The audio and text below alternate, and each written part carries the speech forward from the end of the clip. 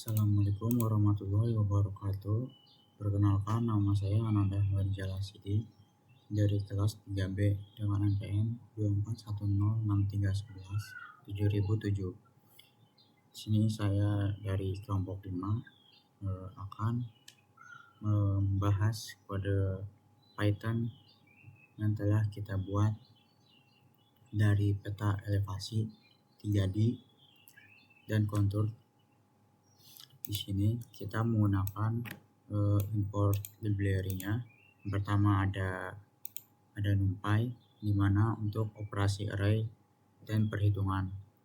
Lalu yang kedua ada Matplotlib. Untuk Matplotlib sendiri kita bakal membuat grafik 3D dan 2D. Lalu from space-nya di sini kita akan menginterpolasi hasil dari 2D-nya. Untuk datanya sendiri di sini terdapat data dari tabel yaitu 20 baris dan 20 kolom. Yang pertama ada grid asli, yang dimana untuk datasetnya itu di sini dataset X-nya itu 20 kolom yang dimulai dari 0 sampai 19. Lalu ada X, lalu ada Y-nya, di mana Y-nya sendiri itu juga sama, dia dimulai dari 0 sampai 19. Lalu kita membuat grid interpolasi dengan jarak 0,5. Nah, tujuannya agar resolusinya itu lebih tinggi untuk permukaan dan konturnya. Lalu ada interpolasi kubik. Nah, di sini kita menambahkan interpolasi kubiknya, di mana ada KX3 dan KY3, yaitu dia tuh order si kubiknya. Lalu ada data kubik, itu adalah data hasil dari interpolasi agar si itunya itu lebih halus dan detail. Lalu kita masuk ke plot 3D surface. Di sini terdapat PLT figure, yaitu fungsinya membuat kanvas besar untuk menampilkan grafik. Yang pertama ada data aslinya dari AX1. Di sini terdapat mesh grid, yang dimana ini adalah koordinat 2D X dan Y. Lalu plot surface-nya ini untuk membuat permukaan 3D-nya. Nah, untuk detailnya ini data asli 20x20. Ini untuk detailnya mungkin setera. Lalu ada kubik yang kedua, AX2. Nah, kalau untuk kubik ini itu permukaannya lebih detail dan halus dari data aslinya, karena kita menambahkan titik-titik baru dari hasil interpolasinya. Lalu sini ada B-spline order 3. Dia sama seperti kubik sebelumnya, hanya saja beda metode gitu interpolasinya. Lalu kita masuk ke plot kontur. Di sini terdapat AX4, AX5 dan AX6. Nah, kalau kontur ini dia tuh berwarna penuh gitu. Berbeda dengan interpolasi, garis kontur tuh lebih rapi dan halus. Lalu kita untuk menampilkan semua grafiknya kita menggunakan PLT Pick Layout dan PLT Show. Coba kita running.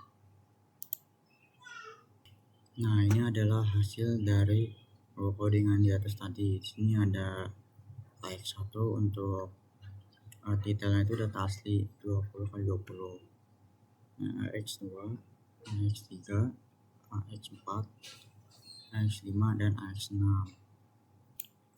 Nah, oke, kita masuk ke soal yang kedua, yaitu membuat elevasi 3D dan kontur sama seperti tadi. Namun untuk soal yang kedua ini kita disuruh itu menggunakan datanya bebas.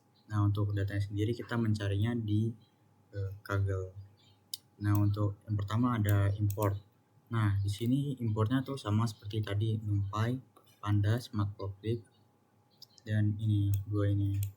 Lalu di sini ada baca dataset, di mana kenapa sih kita harus menggunakan ini? Karena kalau untuk kita sendiri kan menggunakan website, jadi kita harus menggunakan kode ini agar bisa masukin si datasetnya. Di sini untuk kelompok kita sendiri menggunakan dataset Crocodile. Nah, lanjut kita mengambil 3 kolom numerik pertama, yaitu X, Y, Z.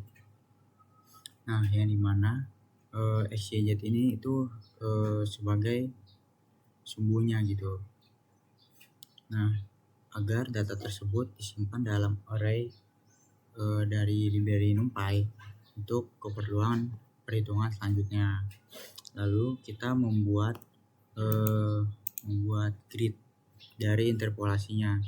Di sini terdapat np.linspace, di mana membuat titik-titik grid di sumbu X dan Y dari nilai minimum sampai maksimum.